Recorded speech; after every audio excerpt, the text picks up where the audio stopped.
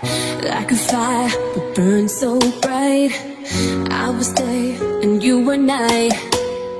Like a spark we were quick to ignite. Then you ask yourself, is it worth this fight?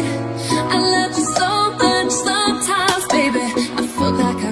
Bismillahirrahmanirrahim. Assalamualaikum warahmatullahi wabarakatuh. Apa kabar anak-anak? Ibu doakan semoga kalian semua dalam keadaan sehat walafiat. Jumpa kembali kita dalam mata pelajaran kimia yang insya Allah kita akan belajar kimia di semester ganjil ini. Dan mudah-mudahan kita semua walaupun belajar dengan jarak jauh, anak-anak sekalian dapat mengikuti pelajaran ini dengan baik. Anak-anak sekalian, untuk mata pelajaran kimia di semester ganjil ini, bab pertama kita akan mempelajari atau membahas masalah sifat koligatif larutan.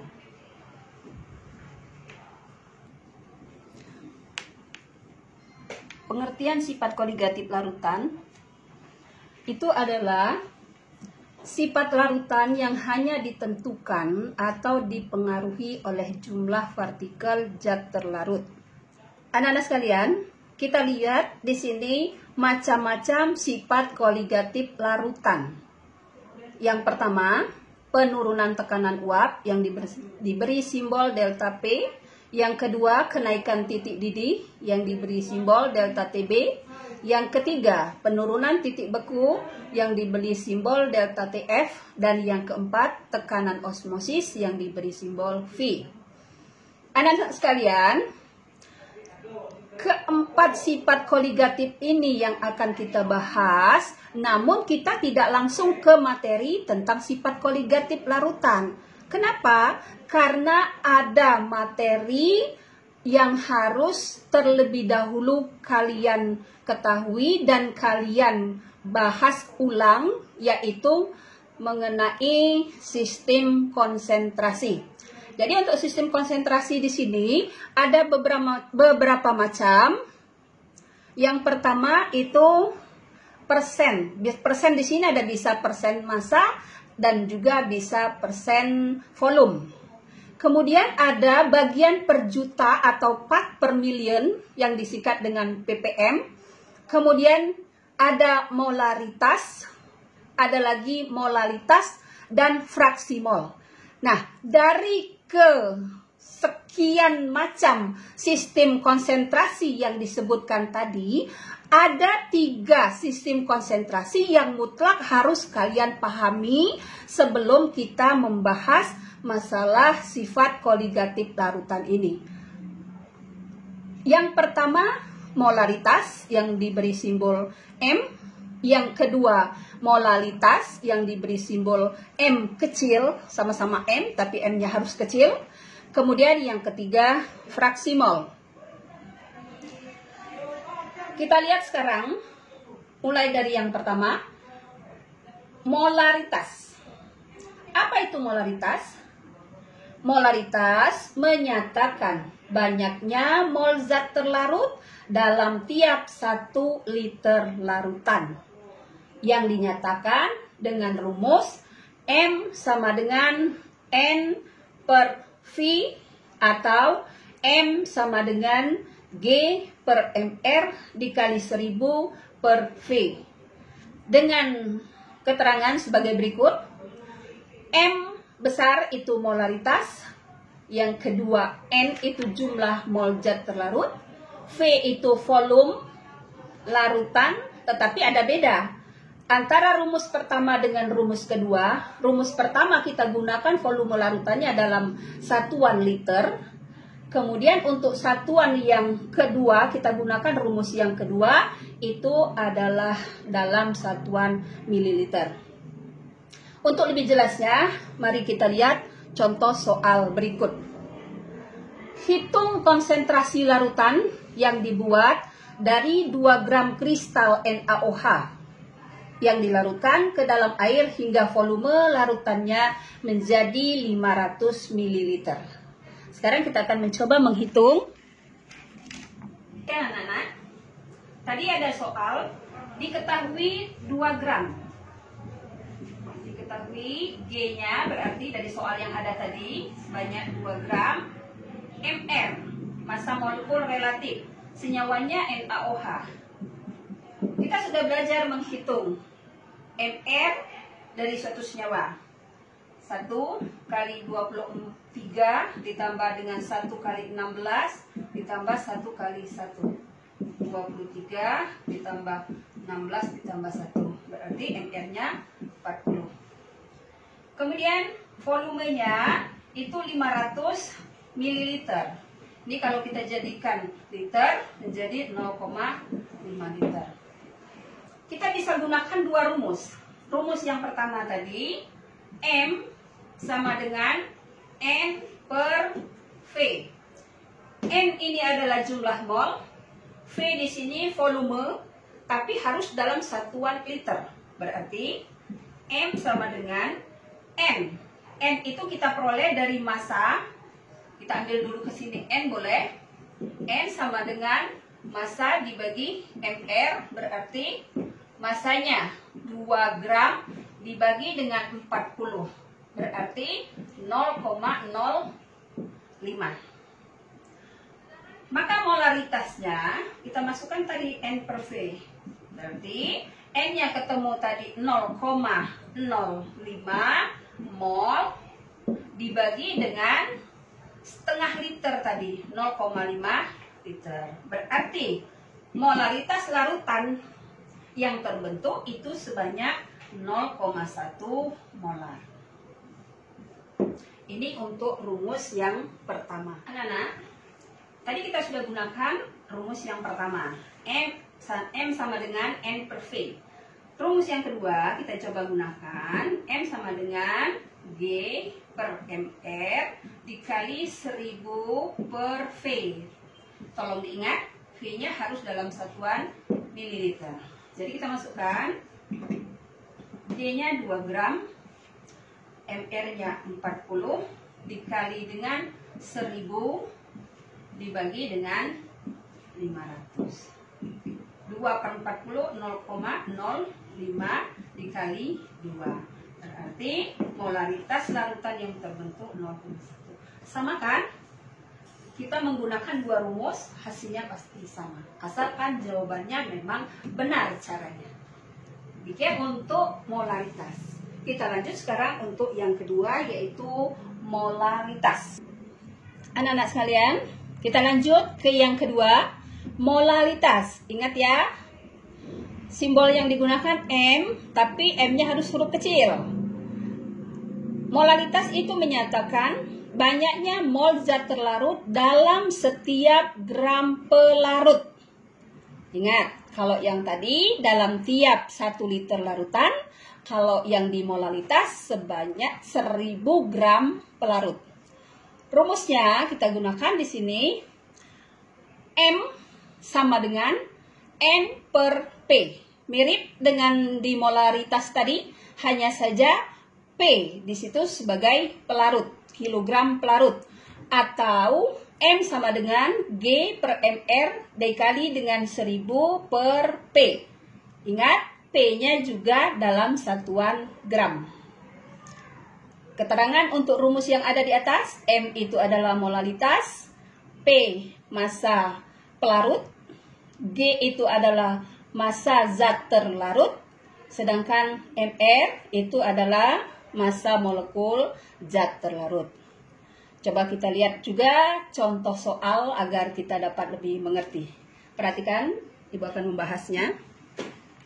Perhatikan, kita lihat berdasarkan soal yang sudah kita baca, massa zatnya berarti 24 gram. Kemudian MR dari MgSO4 ini kebetulan sudah diketahui itu sebanyak 120. Kemudian P di sini sebanyak 400 gram. 400 gram berarti 0,4 kilogram.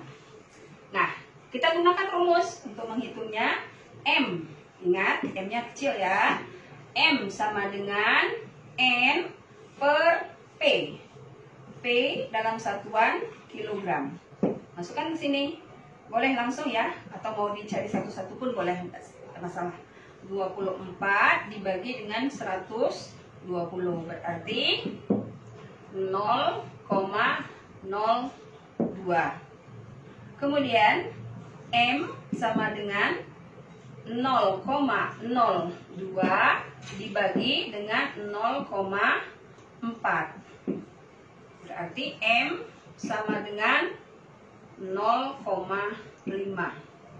Berarti molalitas larutan yang terbentuk itu adalah sebanyak 0,5 molar. Kemudian kita gunakan juga rumus yang kedua. M sama dengan G per MR dikali 1000 dibagi dengan P. Berarti M-nya sama dengan 24 dibagi 120 dikali 1000 dibagi dengan 400. Berarti M-nya sama dengan 0,5. Jadi ini untuk perhitungan molalitas.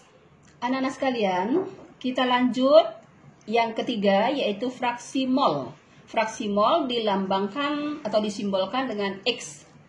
Fraksi mol menyatakan perbandingan mol zat terlarut atau pelarut terhadap jumlah mol larutan.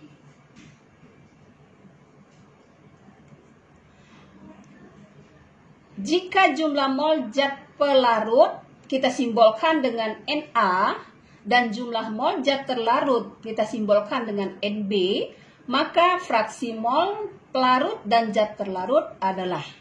Jadi kita sepakati bahwasanya mol terlarutnya itu adalah B, mol pelarutnya adalah A. Sehingga fraksi mol A itu sama dengan, atau fraksi mol pelarut sama dengan mol pelarut dibagi dengan mol pelarut ditambah dengan mol zat terlarut. Demikian juga halnya untuk fraksi mol zat terlarut atau fraksi mol B. Itu sama dengan mol zat terlarut dibagi dengan mol zat terlarut ditambah dengan mol pelarut. Kita lihat contoh soal berikutnya. Perhatikan papan. Kita akan bahas bersama-sama. Anak-anak sekalian, kita lihat contoh soal yang ketiga tadi. Hitung fraksi mol urea dalam larutan urea 20%, di mana MR urea itu adalah 60. Kita perhatikan, kalau dikatakan beratnya 20% urea, berarti di dalam larutan tersebut terdapat 20 gram urea dan 80 gram air. Berarti kita buat di sini diketahui massa airnya, massa air itu sebanyak 80 gram. Kemudian massa ureanya itu sebanyak 20 gram. Nah, untuk menghitung fraksi mol, kita tadi sudah tahu rumusnya bahwa XA atau fraksi pelarut itu sama dengan mol pelarut dibagi dengan mol pelarut ditambah dengan mol zat terlarut. Dan sebaliknya juga untuk fraksi mol B atau XB itu sama dengan NB mol terlarut dibagi dengan mol pelarut ditambah dengan mol zat terlarut. Sekarang kita hitung dulu di sini. Kita hitung N. N air. Berarti 80 gram dibagi MR air. Kita sudah tahu MR air itu adalah 18 gram per mol. Jadi hasilnya 4,44. Kemudian untuk urea sebanyak 20 gram tadi, kita hitung sekarang molnya. Mol urea berarti 20 gram kita bagi dengan 60 gram per mol. Berarti di sini 0,33 mol. Ketemu semuanya. Mol airnya sekian dan mol ureanya sekian. Sekarang kita menghitung fraksi pelarut atau A. Sini A tadi kan air ya, pelarutnya. Nah, sama dengan N, air, katakanlah supaya tidak bingung ya, ditambah N, air, ditambah dengan N, urea. Tinggal kita masukkan. N airnya berapa? 4,44 dibagi dengan N airnya 4,44 ditambah dengan 0,33. Ketemu fraksi airnya. Itu sebanyak atau sebesar 0,069. Ini fraksi airnya. Tadi sudah ada rumus bahwasanya fraksi A atau fraksi pelarut ditambah dengan fraksi pelarut itu sama dengan 1. Jadi tidak perlu repot lagi kita menghitung. Kita langsung gunakan XB sama dengan 1 dikurang dengan XA. XA ini kan sudah ketemu. Jadi XB berarti 1 dikurang 0,069. Berarti XB-nya adalah sebesar 0,931. Jadi anak-anak sekalian, mudah-mudahan kalian semua dapat memahami apa yang barusan tadi Ibu jelaskan. Anak-anak sekalian, dari ketiga contoh soal yang sudah Ibu jelaskan tadi, semoga kalian dapat memahaminya. Dan untuk mengukur sejauh mana pemahaman kalian terhadap materi yang Ibu jelaskan hari ini, Ibu akan memberikan tugas, di mana tugasnya ini, tagihannya itu Ibu tunggu lewat WA Group. Anak-anak sekalian, semoga dengan penjelasan singkat dan contoh-contoh sederhana yang Ibu berikan tadi, kalian dapat memahaminya. Dan jangan malu bertanya. Silahkan buka referensi buku-buku lain agar kalian lebih luas ilmunya. Demikian materi pelajaran kita pada hari ini. Sampai berjumpa minggu depan. Wassalamualaikum warahmatullahi wabarakatuh.